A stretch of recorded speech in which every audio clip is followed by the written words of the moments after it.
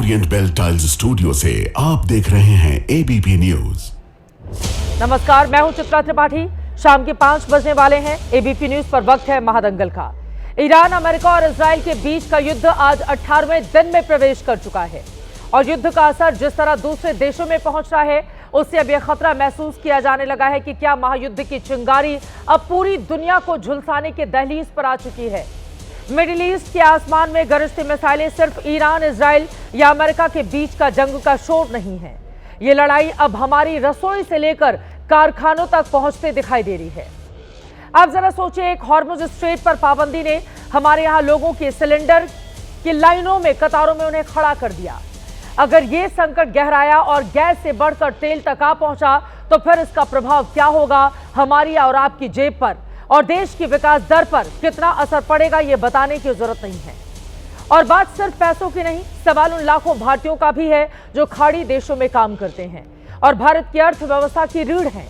क्या अगर युद्ध लंबा खिंचा और उनके रोजगार और परिवार पर इसका सीधा असर पड़ा तो क्या होगा? और सबसे बड़ा कूटनीतिक धर्म संकट, एक तरफ हमारा पुराना और भरोसेमंद रक्षा साझेदार इजराइल है और दूसरी ओर ऊर्जा का स्रोत और चाबहार पोर्ट का साथी ईरान, और तीसरी ओर हमारे सबसे बड़े व्यापारिक भागीदार खाड़ी देश भी। क्या भारत अपनी रणनीतिक स्वायत्ता यानी स्ट्रैटेजिक ऑटोनॉमी के साथ इस बारूदी आग के बीच संतुलन बना पाएगा? क्या भारत एक बार फिर रूस यूक्रेन की तरह न्यूट्रल रहकर दोनों पक्ष के बीच इस हालात में भी संतुलन साध पाएगा, या इस बार युद्ध भौगोलिक रूप से इतना करीब है कि हमें किसी एक का हाथ थामना ही पड़ेगा, ना चाहते हुए भी? इजराइल या ईरान के बीच भारत की प्राथमिकता क्या होगी जब युद्ध के मैदान में दोस्ती और जरूरतें आमने सामने खड़ी होती हुई दिखाई दे रही हों? और सबसे बड़ा सवाल यह है, क्या यह युद्ध भारत के लिए आत्मनिर्भर भारत के दावे की परीक्षा बन जाएगा? युद्ध जारी रहता है तो यह हिंदुस्तान के लिए कितना बड़ा संकट लेकर आएगा? कई ऐसे सवाल हैं जिस पर आज महादंगल में बड़ी चर्चा करेंगे, लेकिन उसके पहले युद्ध में आज के हालात पर यह रिपोर्ट देखिए।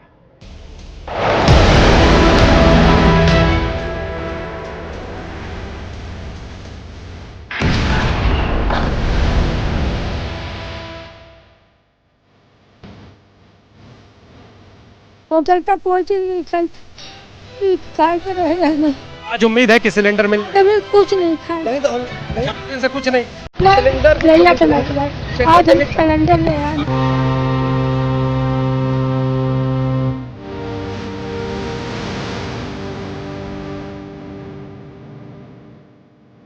बस 6:30 बजे से खड़े हैं, गैस मिलेगा बिल्कुल भी नहीं है। 2 दिन बची है, ये गैस का संकट है और भारत सरकार पूर्ण तरीके से लगी हुई है इस संकट को जितनी सी जल्दी हो सके दूर किया जाए।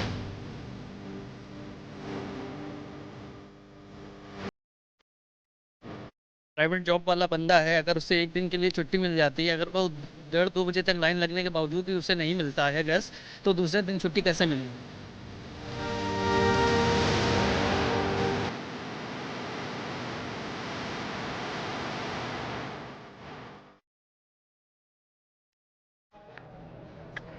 तो कई ऐसे सवाल हैं जो ना चाहते हुए भी इस वक्त हिंदुस्तान के सामने खड़े हैं। युद्ध लड़ रहे हैं वो मुल्क, लेकिन उसका सीधा असर हिंदुस्तान के भीतर भी देखने को मिल रहा है। आगे आने वाला वक्त और ज्यादा चुनौतियां लेकर आएगा अगर ये युद्ध लंबा खिंचता है तो, क्योंकि इसके खत्म होने के कोई आसार मौजूदा वक्त में दिखाई नहीं देते। कई ऐसे मुद्दे हैं जिसको लेकर बड़ी चर्चा करेंगे। खास मेहमान हमारे साथ जुड़ चुके हैं, उनका तारुफ परिचय आपसे करवा देती हूँ। अजय आलोक जी, राष्ट्रीय प्रवक्ता भारतीय जनता पार्टी के, हमारे साथ जुड़ चुके हैं। अखिलेश प्रताप सिंह जी, राष्ट्रीय प्रवक्ता कांग्रेस पार्टी के, हमारे साथ मौजूद हैं। पूर्व विदेश सचिव शशांक जी हमारे साथ जुड़ चुके हैं। पूर्व राजनयिक दीपक बोहरा जी आपको टीवी स्क्रीन पर दिखाई दे रहे हैं। हमारे साथ lieutenant general Shankar Prasad ji, defence expert, जुड़ चुके हैं। थोड़ी देर में हमारे साथ major general GD Bakshi, editor Indian military review के भी जुड़ेंगे। सभी का बहुत बहुत स्वागत है। सबसे पहले अजय आलोक जी, आपसे शुरुआत करते हुए, भारत सरकार की क्या है तैयारी? क्योंकि 95 ऐसे मुल्क हैं जहां पर यकीनन पेट्रोल की कीमतें बढ़ाई गई हैं। भारत में भी कब बढ़ जाए कुछ कहा नहीं जा सकता है। अंतर्राष्ट्रीय स्तर पर तमाम तरह की चुनौतियां हैं जिसका असर हिंदुस्तान के भीतर भी देखने को मिल रहा है। अब सरकार इन तमाम चुनौतियों से निपटने के लिए, अजय आलोक जी, इस समय क्या कदम उठा रही है जिससे जनता ये राहत महसूस कर सके कि उसके ऊपर बहुत ज्यादा असर नहीं पड़ेगा? देखिए, इस समय से नहीं चित्रा जी, युद्ध को आज 18वें दिन में प्रवेश कर चुका है। हम 18 दिन पहले से ही सरकार इसमें बहुत तरीके से काम कर रही थी और निश्चित तौर पे मानिए कि हमारे पास स्ट्रैटेजिक रिजर्व ऑयल्स का भी काफ़ी है। उसके लिए इसीलिए हमने कीमतें में कोई बढ़ोतरी नहीं की। गैस का एलपीजी का हम स्टोर नहीं कर सकते हैं, तो इसीलिए ऑल्टरनेट व्यवस्था अलग अलग देशों से सबकी लाइनें शुरू हो गई हैं और जो हॉर्मुज़ की खाड़ी से आने थे हमारे 2-3 जहाज़ वो आ चुके हैं। तो और ऑल्टरनेट रूट से हमारे पास गैसेज आ रही हैं, ऑस्ट्रेलिया से आ रहा है, अल्जीरिया से आ रहा है, हर जगह से आ रहा है और वो सब मुझे लगता है कि सुचारू और सामान्य रूप से चल रहा है। अभी नो डाउट लोगों में थोड़ी पैनिक बाइंग हो रही है, वो भी अब कम, ट्रेंड उसका धीरे धीरे घट रहा है। तो मुझे लगता है 2-3 दिन के अंदर निश्चित तौर पे हम और सुदृढ़ होंगे कि इस वैश्विक क्राइसिस को फाइट कर सकें। लेकिन ये क्राइसिस अभी ये टेम्पररी मेजर्स हैं। लॉन्ग टर्म मेजर्स, जब तक आपका हॉर्मुज़ की खाड़ी का युद्ध, ईरान युद्ध खत्म नहीं होता है, डेफिनेटली ये न सिर्फ हमारे तेल के इंटरेस्ट को बल्कि हमारे पूरे इकोनॉमिक इंटरेस्ट को बिगाड़ रहा है। क्योंकि हॉर्मुज़ की खाड़ी में सिर्फ ईरान नहीं है, हमारा तमाम एक्सपोर्ट वहाँ पे, हमारा तमाम व्यापार, लगभग $200 बिलियन का जो भारत का व्यापार है वो एक तरह से अटका हुआ है। हमारे कार्गोज अटके हुए हैं, हमारी FMCG के प्रोडक्ट्स अटके हुए हैं, वहाँ से फर्टिलाइजर्स आने अटके हुए हैं। तो इन सब की ऑल्टरनेट व्यवस्था भी हम अलग अलग देशों से कर रहे हैं। लेकिन पूरे विश्व का व्यापार, पूरे विश्व की GDP को 1.8% घटने का खतरा है। तो ये वॉर निश्चित तौर पे एक बहुत सेंसिटिव और ये बहुत क्राइसिस वाला चीज़ है। तमाम देशों के देश लगे हुए हैं कि किसी तरह से इसका अंत सुनिश्चित किया जाए, लेकिन सबके अपने अपने स्ट्रैटेजिक इंटरेस्ट हैं। अरब देश पहले वॉर के विरोध में भी थे, लेकिन अब उन पे इतना अटैक हुआ है कि अब वो भी नहीं चाहते हैं कि वॉर को इसी तरह से बीच में खत्म कर दिया जाए। ठीक है। ईरान भी नहीं चाहता है कि जब ऐसा सोल्यूशन निकले कि दोबारा वॉर नहीं हो। तो सबकी अपनी अपनी प्रॉब्लम्स हैं। भारत के प्रधानमंत्री खुद इस पर नजर बनाए हुए हैं। उन्होंने खुद कई राष्ट्राध्यक्षों से बात की है। हमारे एक्सटर्नल अफेयर्स मंत्री, उन्होंने मल्टीपल ऑर्गेनाइजेशन, मल्टीपल लेवल पे यूरोपियन यूनियन से लेकर अलग अलग देशों के राष्ट्र प्रमुख से बात की है। क्या है तो हम होपफुल हैं क्योंकि हम विश्व के शांति पक्षधर हैं। बिल्कुल डिटेल से मैं दर्शकों के सामने रखने वाली हूं, लेकिन उसके पहले एक बड़ी खबर आ रही है, सीधे उसका रुख करेंगे एलपीजी पर। इस वक्त की बहुत बड़ी खबर आ रही है, पेट्रोलियम मंत्रालय का बड़ा बयान आया है। एलपीजी को लेकर हालात अभी भी चिंताजनक बने हुए हैं। पेट्रोलियम मंत्रालय ने यह बयान दिया है कि एलपीजी को लेकर हालात चिंताजनक हैं। घरेलू उपभोक्ताओं को सिलेंडर हालांकि मिल रहा है, 94% बुकिंग ऑनलाइन की जा रही है और अब तक करीब 12,000 जगहों पर छापेमारी भी की गई है। जिन लोगों ने जमाखोरी की कोशिश की, कालाबाजारी की कोशिश की, उनके ऊपर लगाम लगाए जाने की कोशिशें भी की जा रही हैं।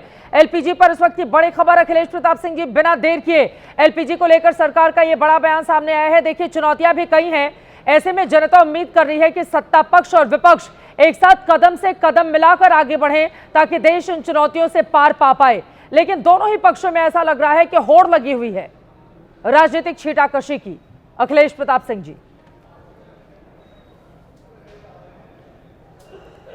देखिए, मोदी जी कभी विपक्ष के ऊपर विश्वास किए, विपक्ष को साथ लेकर चलते हैं, कभी देश की समस्याएं या देश में आने वाली संभावित समस्याओं के प्रति कभी मोदी जी आपको जागरूक दिखे हैं? 12 महीने से चुनाव लड़ना, चुनाव लड़ने की तैयारी करना, जहां सवाल हो सकता है वहां से मीलों, उनकी संभावना जहां हो कि मोदी से सवाल हो जाएगा, मोदी जी मीलों दूर रहते हैं वहां से, चाहे वो संसद हो चाहे कोई और जगह हो। ऑपरेशन सिंदूर तक में पूरा विपक्ष तुरंत एक कदम आगे बढ़ के इतनी यूनिटी के साथ मोदी जी का साथ दिया, सब कुछ भूल करके एक स्वर में मोदी जी का साथ दिया। मोदी जी विदेश से लौटे, आल पार्टी मीट बुलाई गई थी, उसमें न शिरकत करके पटना बिहार में रैली संबोधित करने चले गए। उसके बाद आल पार्टी मीटिंग हुई, कहीं और रैली संबोधित करने चले गए। आज भी समस्याएं कुछ भी हो रही हैं, उन्हें सिर्फ चुनाव से मतलब है, देशवासियों मतलब नहीं है। मोदी जी को कभी भी पिछले 12 वर्षों में किसी ने देखा होगा कि मोदी जी को इस देश से गंभीरता से चिंतन किया हुआ है, देश के लिए कभी वो चिंतित रहे हों। सबको पता था कि ये युद्ध धीरे धीरे करीब होता जा रहा है, युद्ध होगा। आप पहले ईरान के साथ थे, अमेरिका ने स्टील फाइल के मालिक ने पता नहीं क्या क्या दबा रखा हमारे साहब का, उसने फिर ईरान से आपको अलग किया। फिर आप चीन के पास गए, जो हाँ ये दोनों हमारे बड़े पुराने मित्र हैं, सहयोगी शुभचिंतक रहे हैं। फिर रूस के पास गए, रूस से आपने लिया, रूस से आपको उसने दूर किया, आपको फिर जो है अमेरिका के पास ले गया, आप पर टैरिफ लगाया, आपको दबा के रखा, वहाँ के सुप्रीम कोर्ट ने उसे स्टे भी कर दिया, लेकिन आप रिव्यू करेंगे ये तक नहीं बोल पाए। ईरान में इतना हमला हो रहा है, हम भारत राष्ट्र इतना सशक्त राष्ट्र है और इतना कमजोर नेतृत्व, देश की बदनामी चौतरफा करा रहे हैं आदरणीय मोदी जी। इतने हमले होने के बाद वहाँ के राष्ट्राध्यक्ष मारे गए, एक तुरंत इसकी निंदा तक नहीं की जा सकती थी क्या? हम अंतर्राष्ट्रीय स्तर पे हमारी हर नीति क्या अमेरिका से पूछ के चलेगी? वो मोदी जी आज साबित कर चुके हैं कि हिंदुस्तान में वो प्रधानमंत्री नहीं है, इनका मालिक हिंदुस्तान में तो दो और हैं, बस विदेश में एक अमेरिका और एक चीन है। इस तरह से देश नहीं चलता है। अपने देश के ताकत को पहचानिए मोदी जी, इस देश की शक्ति को पहचानिए, और जो स्वतंत्र राष्ट्र की भूमिका भारत पूरे विश्व के लिए निभाता था, एक कमजोर प्रधानमंत्री के नाते आज वो नहीं निभा पा रहा है। ठीक है, मैं इस सवाल का जवाब भी लेती हूँ, लेकिन अंतर्राष्ट्रीय स्तर पर इस महायुद्ध का सीधा असर भारत के ऊपर भी पड़ा है, किस रूप में, दर्शकों को बताते हुए एक्सपर्ट के पास हम जाएंगे। देखिए, घरेलू एलपीजी 60 रुपए और कमर्शियल एलपीजी सिलेंडर 114 रुपए महंगा हो चुका है। पेट्रोल और डीजल के दाम भी हो सकता है आगामी दिनों में बढ़े अगर इसी तरह से युद्ध चलता रहा, क्योंकि अभी तक दुनिया भर के 95 कुल ऐसे देश हैं जहां पर पेट्रोल की कीमतों में काफी इजाफा देखने को मिला है।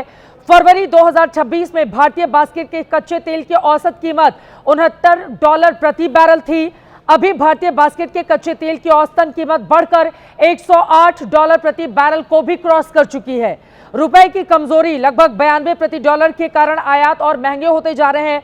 टेक्सटाइल सेक्टर में ऊर्जा महंगी होने से डाइंग, ब्लीचिंग और तमाम ऐसी चीजें हैं जिसके महंगे होने के आसार अभी से देखने को मिल रहे हैं। और सुरक्षा चिंता कितनी ज्यादा बढ़ी हुई है उसके बारे में डिटेल से आपके साथ और भी जानकारी में साझा करूं। एक बड़ी खबर आ रही है, सीधे उसका रुख करेंगे। बड़ी खबर यह है, मिडिल ईस्ट में जारी महायुद्ध को लेकर जानकारी सामने आ रही है। ईरान को लेकर इजराइल के रक्षा मंत्री ने बड़ा दावा किया है। ईरान के बड़े नेता अली लारिजानी की मौत का दावा कर दिया है। हमले में अली लारिजानी को मार गिराया गया है, यह कह रहा है Israel.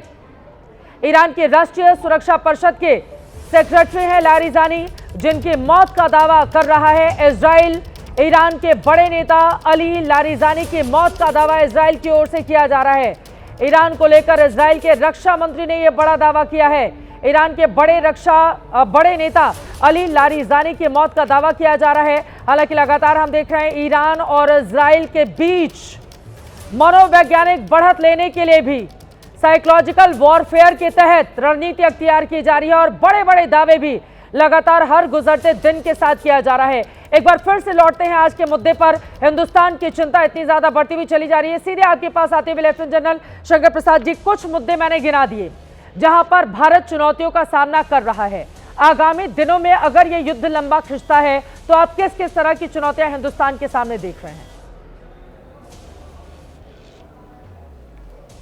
Thank you very much. देखिए, आपका सवाल जो है बड़ा जायज सवाल है, वेरी अप्रोप्रिएट सवाल। मैं इसके साथ एक सवाल दरअसल लंबा करना चाहता हूँ, वो कहना चाहता हूँ कि इस युद्ध में जीत कौन रहा है और इस युद्ध में हार कौन रहा है। सबसे बड़ी हार इस युद्ध में पूरे विश्व की हो रही है, न केवल डिप्लोमेटिक लेवल पे, न केवल अलाइनमेंट लेवल पे, इकोनॉमिक लेवल पे। आप कुछ भी कर लीजिए, भारत सरकार अपनी तरफ से पूरी कोशिश कर रही है, इसमें कोई दो राय हो नहीं सकती। भारत के जहाज फिर भी वहां से निकल के आ रहे हैं, लेकिन आप जिस तरह से देख रहे हैं पेट्रोल के दाम तो बढ़ना लाजमी है, it is bound to happen. जब गैस की कमी तो होने वाली है, और खास तौर से दो तीन बातें इसके साथ हमेशा जुड़ जाती हैं। जब इस किस्म के हालात देश में पैदा होते हैं तो इसकी जो होर्डिंग शुरू हो जाती है, जो डीलर द ट्रेडर्स हैं वो इसको अपने आप से इकट्ठा करना शुरू करते थे, ब्लैक मार्केट शुरू हो जाती है, उस पर भी सरकार को बहुत ध्यान देना होगा। तो सबसे बड़ी बात आपने पूछी कि ये युद्ध लंबा चलेगा तो इसका क्या असर पड़ेगा। इसका असर बहुत बुरा पड़ेगा। ये एक बड़ी भारी गलती कर बैठे देश जो इस लड़ाई में जूझ रहे हैं। 18 दिन हो चुके हैं, कितनी बर्बादी तो इजराइल में हो चुकी है, कितनी बर्बादी ईरान में हो चुकी है, कितनी बर्बादी खड़ी देशों में हो चुकी है। आपने ये लेसन नहीं सीखा। 2-4 साल से यूक्रेन में बर्बादी हो रही है, उससे कोई लेसन नहीं सीखा। आपने 2-2.5 साल से गाजा में लड़ाई चल रही थी, उसमें जो बर्बादी हुई उससे कोई लेसन नहीं सीखा। अभी उस लड़ाई में केवल वो दो देश सफर कर रहे थे। ये जो लड़ाई आज चल रही है ये इकोनॉमिक लड़ाई में बदल गई है। तेल एक दुनिया का सबसे जरूरी चीज है। सारे petrol, diesel, kerosene, gas, cooking gas सब इसी से आती है, फर्टिलाइजर, आपने सब चीजें गिना दी हैं। इस पर बहुत बुरा असर पड़ेगा। पूरे विश्व को ये समझना चाहिए कि दिस युद्ध मस्ट हॉल्ट। ये लड़ाई तुरंत से तुरंत रुकनी चाहिए, नहीं तो पूरे विश्व में हंगामा हो जाएगा। और इसी प्रकार से चलती रही तो कहीं ये ना हो कि अमेरिका या कोई और देश इसमें कोई ऐसे हथियार इस्तेमाल कर दे जिससे कि पूरी दुनिया बिल्कुल नष्ट हो जाए। तो it's a very dangerous situation, चाहे इकोनॉमिक लीजिए, चाहे डिप्लोमेटिकली लीजिए, चाहे इकोनॉमिकली लीजिए, सब तरफ से बहुत भारी संकट बनता चला जा रहा है। सब विश्व को आपने देखा, नेटो 10 कंट्रीज ने, यूरोपियन कंट्रीज ने तो मना कर दिया इस लड़ाई में आने से। भारत एक बड़ा अच्छा स्टांस लेकर रखा हुआ अपनी जगह पे कि वी आर न्यूट्रल, हम जहां से हमारी दोस्ती है वहां दोस्ती रहेगी, हमारी किसी से दुश्मनी नहीं है। ईरान से हमारी सैकड़ों साल की पुरानी दोस्ती है, तो ईरान हमारी बातचीत करने के बाद हमको मदद कर रहा है जितनी मदद वो कर सकता है। लेकिन साथ साथ हमारी दोस्ती इजराइल से भी है और अमेरिका से किस्म किस्म की अलग अलग किस्म की दोस्ती है। टैरिफ के बारे में बात होती है और अमेरिका भी बड़ा पावरफुल देश है, उससे भी हम झगड़ा करना नहीं चाहते। तो we have a policy which is only interested in India. हम जहां से हमारा देश का फायदा होता है वहीं से हम काम करते हैं। इस समय में तेल चाहिए, इस समय गैस चाहिए, तो हम ईरान से बात करेंगे, क्यों नहीं करेंगे? और ना हमारी मदद क्यों नहीं करेगा? हजारों साल का हमारा रिलेशनशिप है ईरान के साथ। तो प्लीज अंडरस्टैंड कि this war is going to be a very very difficult economic status for the entire world and we better wake up and take some action so that the economic issues do not last for the next 1 century. Iran के साथ बातचीत लगातार जारी है, लेकिन किसी ठोस नतीजे पर हम नहीं पहुंच पाए हैं। विदेश मंत्री की ओर से भी जब बयान दिया जाता है, उन्होंने कहा कि बातचीत लगातार जारी है। भारत दुनिया का तीसरा सबसे बड़ा तेल आयातक है और एलपीजी का दूसरा सबसे बड़ा उपभोक्ता है। एलपीजी को लेकर देश के भीतर कितनी किल्लतें हैं, लगातार इसके बारे में हम आपको जानकारी दे रहे हैं और यकीनन 2 जहाज आए हैं, आगे और आने की उम्मीद की जा रही है। अब मैं सीधे पूर्व विदेश सचिव शशांक जी का रुख करना चाहूंगी। मौजूदा समय की चुनौतियां किस रूप में आप आगे बढ़ता हुआ देख रहे हैं और जिस तरह के हालात बने हुए हैं, राष्ट्रपति ट्रंप कभी कहते हैं कि ईरान युद्ध हार गया, उसके बाद उनकी ओर से अलग बयान दिया जाता है, फिर कहते हैं कि नहीं अभी हम अपने मकसद में कामयाब नहीं हुए। अलग अलग उनके जिस तरह के बयान भी सामने आ रहे हैं, उसने भी अनिश्चितता के माहौल को और ज्यादा गहरा दिया है। आगे की दुनिया किस ओर बढ़ती हुई शशांक जी आपको नजर आ रही है और इसमें भारत कहां पर खड़ा है? देखिए, 2 तो मुझे थोड़े से ऑप्टिमिस्टिक दिखाई दे रहे हैं फ्यूचर सिनारियो। एक तो ट्रंप साहब बार बार कह रहे हैं कि हम जीत गए हैं, तो अगर एक बार जीत गए हैं तो अपनी जीत डिक्लेयर करके वो विड्रॉ कर सकते हैं। दूसरी बात यह है कि जो उन्होंने नेटो के और अपने एशियन अलाइज के साथ में रिक्वेस्ट किया और चीन के साथ में रिक्वेस्ट किया कि आप लोग अपने नेवल शिप्स को भेजिए, बिल्कुल ऑयल टैंकर्स को सलाह देने के लिए, तो उन लोगों ने सामने नहीं आए हैं। इसका मतलब यह है कि दुनिया नहीं चाहता है कि ये लड़ाई आगे ज़्यादा बढ़े। और मेरे ख्याल से ये मैसेज जो इन देशों की जनता दे रही है अपनी सरकारों को, और वो सरकारें शेयर कर रही हैं राष्ट्रपति ट्रंप के साथ में, तो मेरे ख्याल से माहौल थोड़ा सा ऐसा लगता है कि शायद शांति की तरफ जा सकता है। इसमें आवश्यकता अब यह है कि जैसे भारत है, और भी देश हैं इस एशिया के क्षेत्र में, जापान है, कोरिया है, चीन है, जो बहुत ज़्यादा निर्भर करते हैं खाड़ी के देशों के यहाँ से जो तेल और गैस का आयात होता है। तो मेरे ख्याल से इनको आगे ब्रिक्स का चाहे लें या क्वाड का लें, जो भी कोई करें, डेमोक्रेसी की इंस्टीट्यूशंस का, इनको कोशिश करनी चाहिए कि सब देशों को मनाएं कि जितना नुकसान हो गया है उतना काफ़ी है, अब आगे हमको शांति रखनी चाहिए, क्योंकि इसमें मानवता हार रही है, इसमें जो है सब देशों का नुकसान हो रहा है। इसमें कोई ऐसा नहीं है कि अमेरिका का फ़ायदा हो रहा है या इजराइल का बहुत फ़ायदा हो रहा है। तो मेरा मानना ये है कि ये रूस को, चीन को खास करके, और भारत को ब्रिक्स के हेड की तरफ से कोशिश करनी चाहिए कि इसको जो है शांतिपूर्ण इसका जो है कोई समाधान निकाला जाए।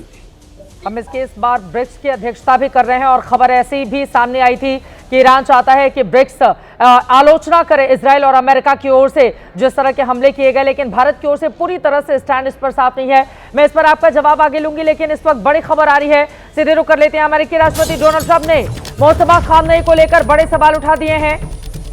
राष्ट्रपति ट्रंप की ओर से बड़ा बयान आया है ईरान के नए सुप्रीम लीडर पर। डोनाल्ड ट्रंप कह रहे हैं कमान संभालने के बाद वो दिखे नहीं, मोस्तफा कहां हैं? कई लोगों ने कहा है कि वो बुरी तरह से जख्मी हैं। हमें नहीं पता कि मोस्तफा जिंदा है या फिर नहीं, ये बोल रहे हैं अमेरिका के राष्ट्रपति ट्रंप। ईरान जंग के बीच 8 मार्च 2026 को आधिकारिक रूप से कमान संभालने वाले मोस्तफा खामनेई पिछले कई दिनों से सार्वजनिक मंच से नदारद हैं, किसी ने कहा वो चोटिल है, रशिया ने उनको शरण दे रखी है, अलग अलग तरह की तमाम बातें कही जा रही हैं। लेकिन इन सब के बीच अब राष्ट्रपति ट्रंप की ओर से ये बड़ा दावा कर दिया गया है। अब मैं सीधे आपके पास आते हुए मेजर जनरल जीडी बख्शी जी, राष्ट्रपति ट्रंप जो दावा कर रहे हैं उस पर भी आपकी टिप्पणी, दोनों तरफ से एक तरह का साइकोलॉजिकल वॉरफेयर भी जारी है, मानसिक रूप से दोनों को आघात पहुंचाने के लिए। लेकिन युद्ध किस ओर आगे बढ़ता हुआ जा रहा है? आपको लग रहा है कि जिस तरह से नाटो देश या बाकी तमाम मुल्कों की ओर से एक स्टैंड लिया गया है कि हम सीधे तौर पर इस युद्ध का हिस्सा नहीं बनेंगे, उसका दबाव भी ट्रंप के ऊपर पड़ रहा है, और क्या इसका असर आगे आने वाले कुछ दिनों में देखा जा सकता है? वो दावा करके ही सही कि हम देखिए युद्ध जीत गए हैं, अपने आप को अब बैक करते हैं, क्या ऐसी सिचुएशन बन सकती है? जीडी बख्शी साहब। देखिए साहब, पहले क्लेम किया जा रहा था कि खमैनी मर गए, ईरान 2 दिन के बाद आके हमारे जूते चाट रहा होगा, हमको तो नहीं देखा साहब। फिर बोला साहब कि अब उसका बेटा मर गया है, लड़ाई तो चल रही है साहब, ठीक है। अब आप अभी खबर आई है कि लारेजानी मारे गए हैं। लारेजानी खुल के घूम रहे थे, वो कोई कवर शवर नहीं ले रहे थे। आप लाखों करोड़ों रुपए खर्चे कर रहे हैं कि उन पे कहीं ना कहीं खबर निकाली जाए, कहाँ है, किधर है। आप उसको भी मार दें, आप 50 और मार दें, आप समझते हैं ये लड़ाई ख़त्म हो जाएगी? They have built their assassination proof systems. They are एक integrated command mosaic is in place. जितने आप लीडर मारेंगे उतना युद्ध में ऑफ रैंप लेना मुश्किल हो जाएगा, इम्पॉसिबल हो जाएगा। बिल्कुल ठीक है। देखिए, मैं फिर आपको याद दिलाता हूँ, वर्ल्ड वॉर 2 में अमेरिका युद्ध खत्म करना चाहता था, तो उसके पास उस वक्त न्यूक्लियर बॉम्ब था, केवल अमेरिका के पास न्यूक्लियर बॉम्ब था, ठीक है। क्या उसने टोक्यो पे बॉम्ब ठोका? नहीं ठोका। उसने हिरोशिमा नागासाकी को ठोका कि कोई ना कोई तो बच जाए जिससे बातचीत हो सकती है। सरेंडर भी नेगोशिएट करना है तो उसके लिए कोई तो चाहिए इंचार्ज।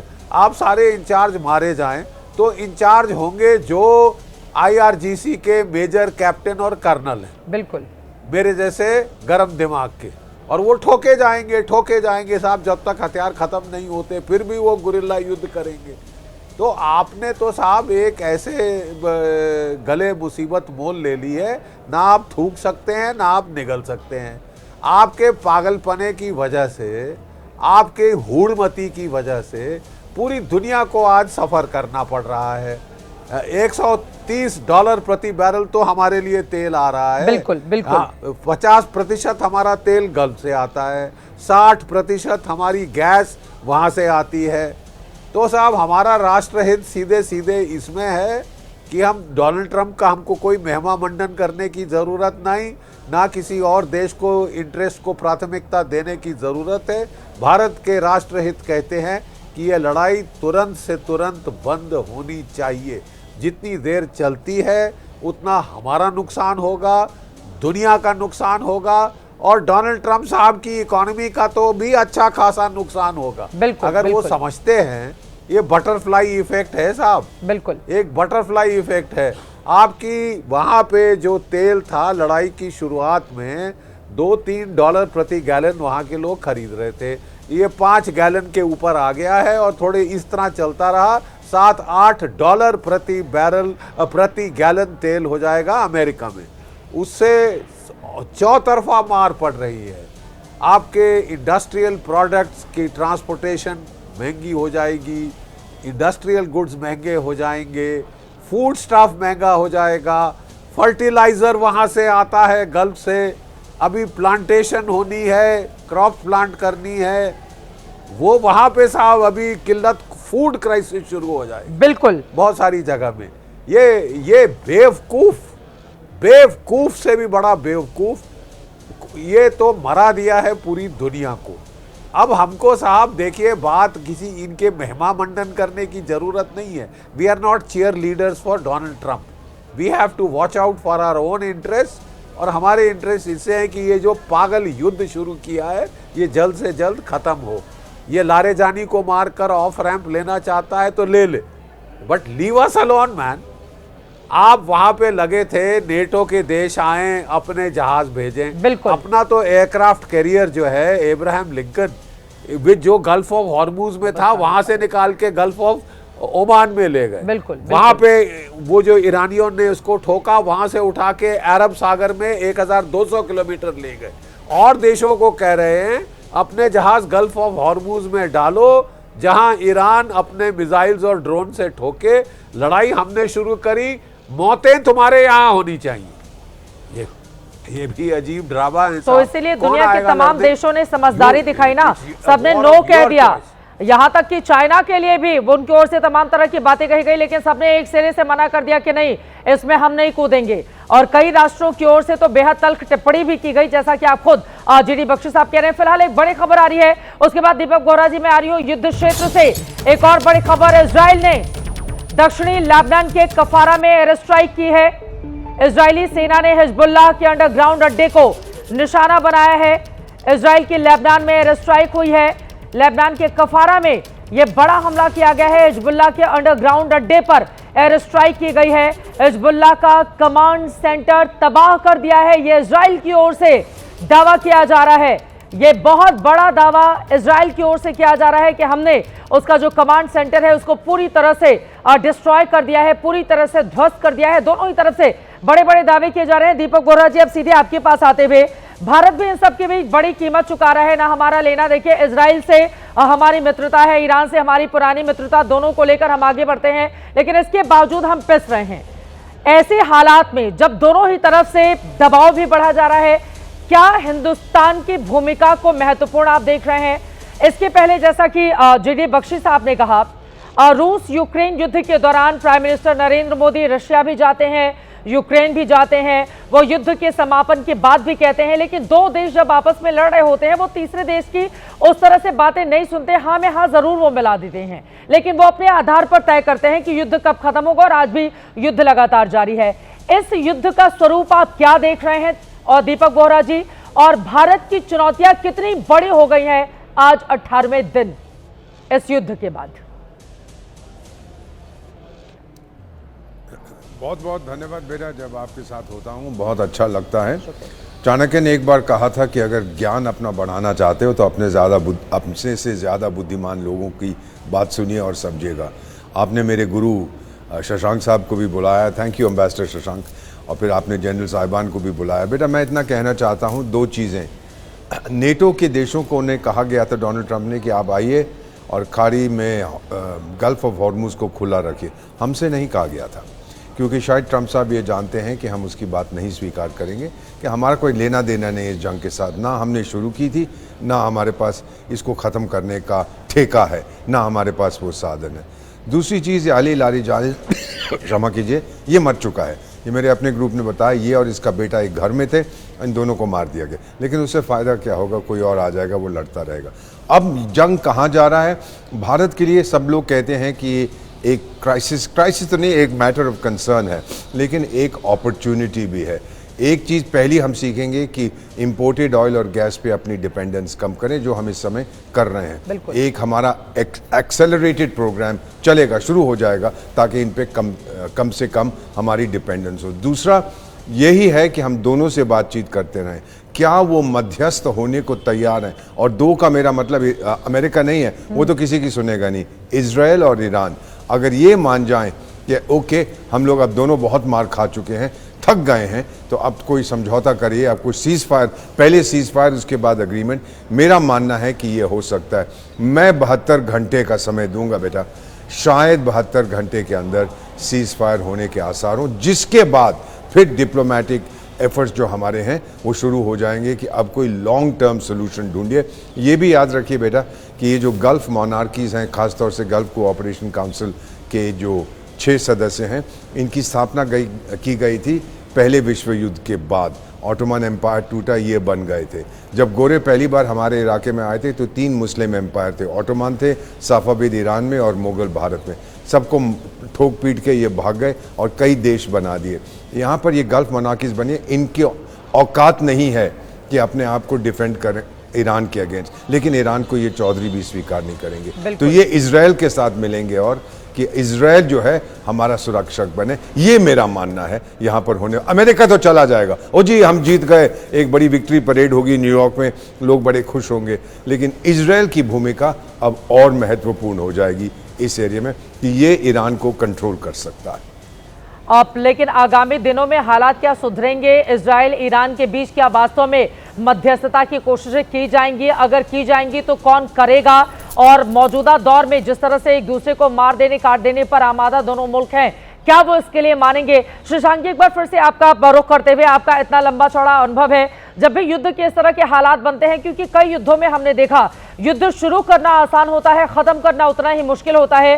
पहले first world war, second world war के दौरान भी देखा और उसके बाद भी तमाम युद्धों में, हाल ही में जब 2022 में रशिया यूक्रेन के बीच शुरू हुआ, जो आज तक लगातार जारी है। ऐसे में इस युद्ध का स्वरूप आप क्या देख रहे हैं और भारत की भूमिका, शशांक जी? क्योंकि यकीनन हम प्राइम मिनिस्टर इजराइल गए, वहां की संसद को पहली बार संबोधित करने वाले वो व्यक्ति बने। इजराइल के साथ हमारे संबंध कितने प्रगाढ़ हैं ये बताने की जरूरत नहीं है, लेकिन वो तस्वीरें ईरान की आंखों की किरकिरी भी बनी थी, इस बात को भी स्वीकारना होगा। ऐसे में क्या आपको लग रहा है कि ईरान के साथ जो हमारी बातचीत जारी है, आगामी दिनों में हमारे और जहाज को लेकर एक आम सहमति बन जाएगी उनके भारत आने देने को लेकर?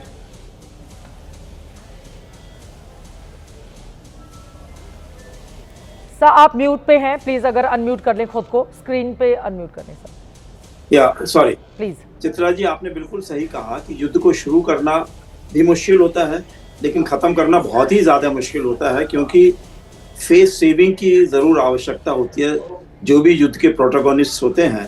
तो इसलिए आवश्यकता ये है कि सब लोगों का ध्यान रखते हुए, इकोनॉमीज का ध्यान रखते हुए, जो तेल और ऊर्जा की सबकी ज़रूरतें हैं, खाद्य पदार्थों की, फर्टिलाइजर्स, उसे ध्यान में रखते हुए कोई ऐसा हल निकलना चाहिए कि अगर पूरी विश्व इस बात को मानता है तो ख़ास करके संयुक्त राष्ट्र को भी और जो भी बड़े देश हैं जिनका भी जो बात कर सकते हैं, अमेरिका से भी और इजराइल से भी और ईरान से भी, उनको समझाना चाहिए कि भाई प्रैक्टिकल तरीके से जो है हमको आगे बढ़ना है और जो कुछ भी आपको पहले कहना था वो ठीक है। हालांकि खामेनाई साहब खुद थे जिन्होंने कहा था कि हमें न्यूक्लियर वेपन नहीं चाहिए, और शिया फिलॉसफी में और शिया स्पिरिचुअल थॉट में ये बिल्कुल वाजिब नहीं है। तो मेरे ख्याल से अगर उस बात को माना जाए और उसको जो है रूस को साथ में लिया जाए या चीन को साथ में लिया जाए जो इस बात को और अच्छा कर सकते हैं, तो मैं समझता ये हूँ कि ये मुश्किल ज़रूर है, लेकिन मुझे उम्मीद है कि ये इराक युद्ध की तरह, इराक ईरान या अफगानिस्तान युद्ध की तरह या वियतनाम युद्ध की तरह लंबा नहीं खींचेगा। नहीं तो बहुत ही इसमें जो है जो पहले हमारे को तकलीफें हुई हैं पूरे विश्व को, वो आगे और बढ़ सकती हैं। और चूंकि ये भारत के पड़ोस में हो रहा है, भारत की जनता को और खासकर चूंकि हमारा लोकतांत्रिक प्रणाली है, भारत के अंदर भी जो है कई ज़्यादा इस तरीके की आपस में जो है राजनीतिक दलों में और भी विचारधाराओं में मतभेद हो सकता है, बढ़ सकता है। बिल्कुल, ये बड़ी बात आपकी ओर से कही गई है। हम सब ने देखा था खामनेई साहब की मौत के बाद देश में जो शिया मुसलमान हैं वो कितनी बड़ी तादाद में उतरे थे और उनकी ओर से लगातार इजराइल और अमेरिका की जबरदस्त तरीके से मुखालफत की गई थी। लेकिन इन सब के बीच अब भारत का रुख क्या हो सकता है? लेफ्टिनेंट जनरल शंकर प्रसाद जी, सीधे आपके पास आते हुए, मौजूदा वक्त में अब भारत को क्या करना चाहिए? क्योंकि एक तरफ देश के भीतर की चुनौतियां हैं, तो वहीं अंतर्राष्ट्रीय स्तर पर जिस तरह के हालात बने हुए हैं, यकीनन कोई एक साइड हम चूज नहीं कर सकते, लेकिन उसके बावजूद अगर हमें 6 दिन लग जाते हैं खामनेई साहब की मौत के बाद वहां के हालात के मद्देनजर अपना दुख जताने में, तो यह भी माना गया था कि एक साइड है इजराइल अमेरिका की और हिंदुस्तान का। ये आपका सवाल का जवाब मैं देता हूं। जरा एक टिप्पणी और करना चाहता हूं जो आपके पिछले सवाल से रिलेटेड है। हर एक जगह जब भी युद्ध शुरू होता है तो उसका कुछ ना कुछ एम होता है, एग्जैक्ट एम होता है, और एम ऐसा होना चाहिए जो मुकम्मल हो सके। और सबसे ज़रूरी बात, एम को मुकम्मल करने का टाइम फ्रेम अवश्य होना चाहिए। इस युद्ध में एक एम शुरू में था कि रिजीम बदली करना, खमीनी को मारना। दूसरा एम था न्यूक्लियर को कमज़ोर करना। खमीनी तो मर गया, कुछ नहीं हुआ। न्यूक्लियर कुछ हुआ, कुछ नहीं हुआ, किसी को नहीं मालूम। बिल्कुल। तो एक तो ये एम ही अच्छा नहीं था। दूसरा, ज़रूरी जो इन्फॉर्मेशन होनी चाहिए एनिमी के बारे में वो बिल्कुल गलत साबित हुई, एप्रिसिएशन गलत था। और तीसरा, इसका कोई टाइम फ्रेम ही नहीं है। शुरू तो हो गया, कहाँ समाप्त होगा, कब मेरा एम पूरा होगा? तो ये तो बेसिक्स ऑफ मिलिट्री जो ऑपरेशन होते हैं उसके बरखिलाफ हुआ है। ना एनिमी को ठीक समझ सके, ना एम क्लियर हो सका, ना टाइम फ्रेम हो सका, ना ऐसा एम रखा जो कि मुकम्मल हो सके। बहरहाल ये तो पहले सवाल का जवाब। अब दूसरा भारत का आया। देखिए, भारत की मित्रता, जैसे मैंने पहले भी कहा था, इजराइल के साथ बहुत अच्छी है। हमारे प्रधानमंत्री अभी वहां होकर आए हैं और बहुत सारे उनके संग हमारे समझौते हुए हैं, डिफेंस के पैक्ट्स हुए हैं। साथ साथ हमारा ईरान के संग रिलेशन। और सबसे बड़ी बात जो नजर आ रही है, ये जो भारत की रणनीति अभी तक पिछले 2-3 साल से नजर आ रही है, उसे पूरा विश्व ये समझता है कि भारत का एक प्रिंसिपल है, this is not an era of war. ये 3 साल पहले प्रधानमंत्री ने कहा और उस पर भी आज ये स्टिक रहते हैं कि जी हमारा तो यही प्रिंसिपल है। बिल्कुल, हमने कभी किसी की निंदा नहीं की, लेकिन उसकी निंदा अवश्य की जो हमला कर रहा है, जो अटैक कर रहा है, जो बर्बादी कर रहा है। तो इस समय क्योंकि ईरान को हम पर भरोसा है, क्योंकि ईरान समझता है कि भारत उसका एक बड़ा पुराना मित्र है, इसी वजह से भारत के एक्सेप्शन करके उसने वहां के जहाज आने दिए, हमारे पेट्रोलियम के और गैस के, और जो 20-22 जहाज और रह गए। उम्मीद है कि जिस प्रकार से बातचीत चल रही है उनको भी आने देंगे। लेकिन एम्बेसडर बोरा ने बिल्कुल अच्छा कहा जा रहा है कि हमने कहा अमेरिका और इजराइल की आलोचना की कि उन लोगों की ओर से हमला क्यों किया गया। विपक्षी दल लगातार ये पूछ रहे हैं और भारत की ओर से कहां आलोचना की गई है।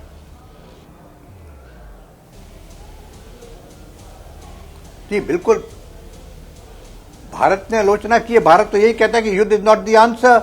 भारत तो यही कहता है this all this has to be resolved diplomatically. Bharat की पोजीशन तो बिल्कुल क्लियर है, कितनी दफा कह चुके हैं। हम तो इसके बिल्कुल फेवर में नहीं थे कि इस प्रकार से युद्ध हो। देखिए, मैंने शुरू में कहा था, 1-2 युद्ध के नमूने आप देख रहे हैं किस तरह से बर्बादी हुई है, और आपने तीसरा युद्ध देख लिया किस तरह से ईरान में बर्बादी हो रही है, किस तरीके से पूरे खाड़ी देशों में बर्बादी हो रही है, किस तरीके से काफी हद तक इजराइल के अंदर बर्बादी हुई है, लेबनान में बर्बादी हो रही है। आज भी हम वही करे जा रहे हैं। तो प्लीज अंडरस्टैंड, भारत की नीति बिल्कुल क्लियर है। This is not an era of war, we have to negotiate by talking and by diplomacy. बहुत सीनियर 2 डिप्लोमेट बैठे हैं यहाँ पे, फॉरेन सेक्रेटरी साहब बैठे हैं, सीनियर एम्बेसडर साहब बैठे हैं, वोरा साहब बैठे हैं। वो बताएंगे, बता दिया उन्होंने कि भाई this is not the answer. आपने एक आदमी को पूरे विश्व का इंचार्ज बना दिया, पूरे विश्व को जला के रहेगा। कोई उसको साथ, कौन साथ दे रहा है उनका साथ देने वाला नेटो जो देश है वो तो बिल्कुल मना कर बैठा। बिल्कुल। और कौन सा देश है? ऑस्ट्रेलिया सपोर्ट करता है क्या? जापान सपोर्ट करता है क्या? चाइना, पुतिन साहब सपोर्ट कर, नोबडी इज सपोर्टिंग। और इसमें सबसे बड़ा जो फायदा हो रहा है, अगर उसका फायदा माने भी अगर आप, तो वो हो रहा है इजराइल को। इजराइल का मुद्दा था कि जी जो ईरान है वो पूरे जो उनके प्रॉक्सीज हैं, जो हिजबुल्ला है, जो हमास है, जो हुती है, उसको 2, 3, 4, 5 एक डिकेड से बढ़ोतरी देते चला रहा है, जिससे इजराइल परेशान है। 2 साल पहले हमास ने क्या किया इजराइल के अंदर? इजराइल को तो लेजिटिमेटली नाराज होना ही था, दुखी होना ही था, लेकिन वो लड़ रहा है अपने इन प्रॉक्सीज के साथ। अब प्रॉक्सीज का हेड कौन है?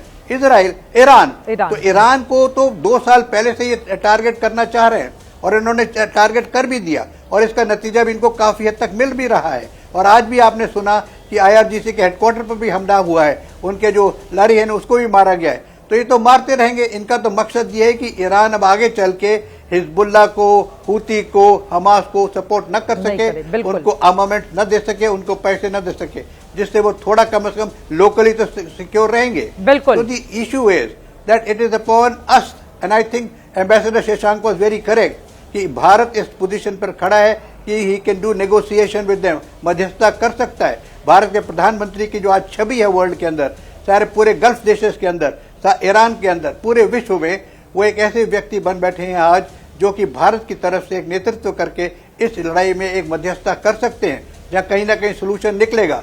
और यही सबसे बड़ी बात है। इसमें सबसे बड़ा लूजर कौन है? हर एक देश लूजर है। There is not a single country in the world which is not going to suffer because of this war. चाहे चाइना हो, चाहे जापान हो, चाहे ऑस्ट्रेलिया हो, चाहे कोरिया हो, चाहे हम हो, कहीं पे भी, चाहे अमेरिका हो।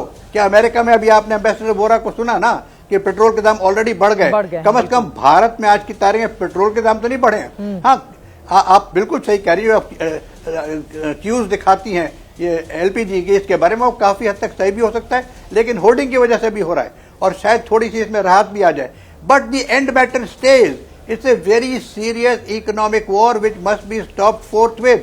Otherwise, we are asking for very serious trouble in years to come. बिल्कुल, ये बड़ी बात आप कह रहे हैं। चर्चा में आगे बढ़े उसके पहले एक बड़ी खबर आ रही है, सीधे जल्दी से उसका रुख करेंगे। ईरान पर अमेरिका का बहुत बड़ा हमला, ईरान के सैन्य ठिकानों पर अमेरिका की ओर से हमला किया गया है। तेहरान स्थित ईरान के मिलिट्री बेस पर हमला किया गया है, जिसकी तस्वीरें भी सामने आ रही हैं। आपको बताते चले कि लगातार हमले जारी हैं। अमेरिका की ओर से अब तक का बहुत बड़ा हमला किया गया है ईरान के सैन्य ठिकानों पर। अमेरिका के हमले के बाद वहां पर आसमान में उठता हुआ धुएं का गुबार, ये बताने के लिए काफी है। तेहरान स्थित ईरान का ये मिलिट्री बेस है जहां पर जबरदस्त हमला किया गया है।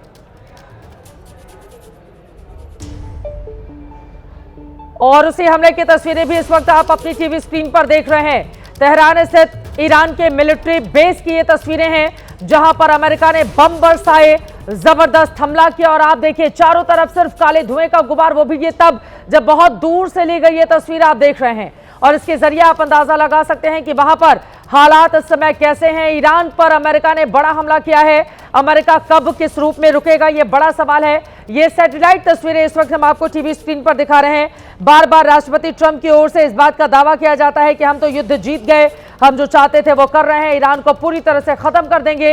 लेकिन उसके बावजूद देखिए ताबड़तोड़ हमले अमेरिका की ओर से किए जा रहे हैं, जिसकी तस्वीरें हम आपको दिखा रहे हैं। मेजर जनरल जीडी बख्शी जी, एक बार फिर से आपके पास आते हुए, अमेरिका की ओर से हमला किया गया। आपने बिल्कुल सही बात कही कि अमेरिका ये जो दादागिरी की कोशिश कर रहा है, उसके साथ मौजूदा वक्त में उसके मित्र देश भी खड़े होते हुए नजर नहीं आ रहे हैं।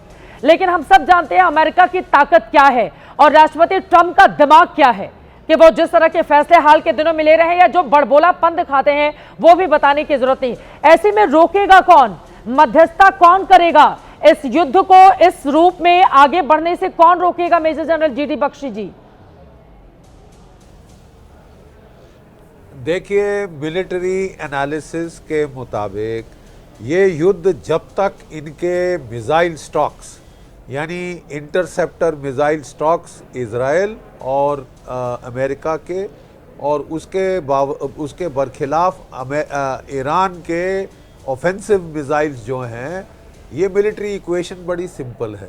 जब ये दोनों ख़त्म हो जाएंगे तो युद्ध चाहे ख़त्म हो ना हो, युद्ध की इंटेंसिटी आपको नीचे आती दिखेगी। मतलब वो रोज़ के 4 मिसाइल 15 ड्रोन चलाता रहेगा आपकी तरफ। प्रॉब्लम ये है कि जो ईरान के शाहिद ड्रोन्स थे वो उसने रूस को दिए थे, रूस ने उनको अपग्रेड किया। वो जीपीएस पे डिपेंडेंट होते थे, आजकल वो ग्लोनास पे डिपेंडेंट हैं। उसमें उन्होंने इलेक्ट्रॉनिक वॉरफेयर के काउंटर लगा के गेरान 1 गेरान 2 बना के वापस ईरान को सप्लाई कर दिया। बिल्कुल। और ऐसे उसके पास कोई 30,000 ड्रोन्स कम से कम है, अपर एस्टिमेट इज 80,000। मतलब चाहे आप महीनों चलते रहें, वो दिन के 10-15 चलाता रहेगा। और वो 10-15 ने, आपको मैं याद दिला दूं, लड़ाई के पहले दिन क्वार्टर में $1.1 बिलियन का जो ओवर द होराइजन रडार था अमेरिका का, जो 5,000 किलोमीटर देख सकता था कौन सा मिसाइल कहां से टेक ऑफ हुआ है, वो उड़ा दिया। 3 थर्ड बैटरीज उड़ा दी हैं, ठीक है। 3 आपके F-15, 3 F-16 रिपोर्ट्स आ रही हैं, 7 F-35 ग्राउंड पे उड़ाए हैं, 5 F-35 टैंकर ग्राउंड पे उड़ा दिए हैं। तो साहब ये कह देना कि ये बड़ी एक तरफा लड़ाई है, आपको रोज मिलेगा कि हाँ जी हमने और मिसाइल फोड़ दिए हैं, क्या लड़ाई खत्म हो जाएगी? ये जो बॉम्ब आप दिखा रही हैं, will it be a game changer? I am sorry, not. ये चलता जाएगा, महीना 2 महीना 3 4 5 चल सकता है। It may not be at the same intensity, it will be at low intensity but continual.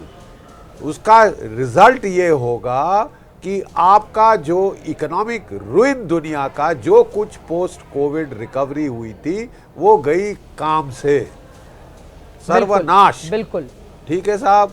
दुनिया में इन्फ्लेशन बढ़ेगी, बाद में रिसेशन आ जाएगी और ये रिसेशन अमेरिका को भी हिट करेगी। Butterfly effect you have heard. ना सर, आई डोंट बिलीव कि America will go unscratched. America is going to suffer and I will not be surprised if Donald Trump becomes a lame duck president. This November in the mid term election. वो जहां lame duck हुआ, अगर वो impeach हो जाए तो मुझे हैरानी नहीं होगी। The first person he has damaged is himself, the first person he has damaged is himself. दुनिया का तो तबाही करके ही छोड़ी है। यू नो, आप एक बंदर को उस तरह नहीं दे सकते साहब, और उस तरह इनके हाथ में है और ये चलाए जा रहे हैं। मेरा पर्सनल बिलीफ ये है कि ये एक डिफाइनिंग कॉन्फ्लिक्ट होगा 21st सेंचुरी का। It will define whether Donald Trump हमको बुली कर सकता है बैक टू यूनिपोलैरिटी, और multipolarity will now become crystallize and become firm. मेरा पर्सनल बिलीफ है, I may be wrong, that multipolarity is now fully settled.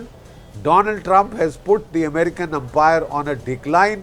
The reputational loss of the American military power has already started. और ये बहुत already started. बिल्कुल। America is $30 trillion under debt, and this is not helping the debt. It is about $14 billion down since the war started. If you want more, आपको और मिलता जाएगा। और America की दादागिरी खत्म होनी चाहिए। यकीनन जिस तरह के हालात उसकी ओर से पैदा किए गए हैं वो कतई ठीक नहीं है। और राष्ट्रपति ट्रंप खुद उनके भरोसे की अगर बात करें तो आज जो बातें कहते हैं कल वो पलट जाएंगे, परसों कुछ और बातें कहेंगे, कभी युद्ध के खत्म होने का दावा करते हुए जीत की घोषणा कर देते हैं तो कभी ठीक उसके उलट बयान देते हैं। आप जरा सोचिए, अमेरिका के राष्ट्रपति का यह हाल हो गया है, लेकिन ये युद्ध किस रूप में रुकेगा, थमेगा, ये बड़ा सवाल बना हुआ है। ब्लूमबर्ग की रिपोर्ट बताती है युद्ध शुरू होने के बाद वैश्विक शेयर बाजार 5.5% तक गिर चुके हैं, जिसमें सबसे ज्यादा एशियाई शेयर बाजार प्रभावित हुए हैं। वहीं दूसरी तरफ आप ये भी जानिए 95 बड़े बड़े ऐसे देश हैं जहां पर पेट्रोल की कीमतों में बेतहाशा वृद्धि देखने को मिल रही है। कंबोडिया में सबसे ज्यादा 68%, वियतनाम में 50%, नाइजीरिया में 35%, लाओस में 33%, कनाडा में 28%।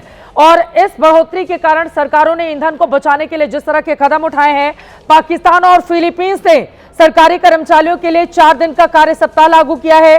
थाईलैंड ने वर्क फ्रॉम होम अनिवार्य कर दिया है। म्यांमार में गाड़ियां एक दिन छोड़कर चलाने का नियम लागू किया गया है। श्रीलंका में QR कोड के जरिए सीमित मात्रा में ईंधन दिया जा रहा है।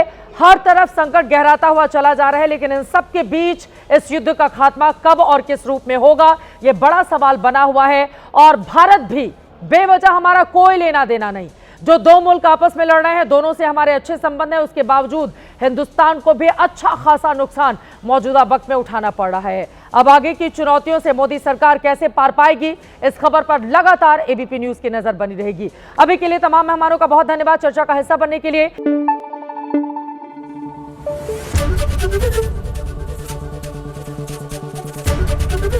एबीपी न्यूज आपको रखे आगे।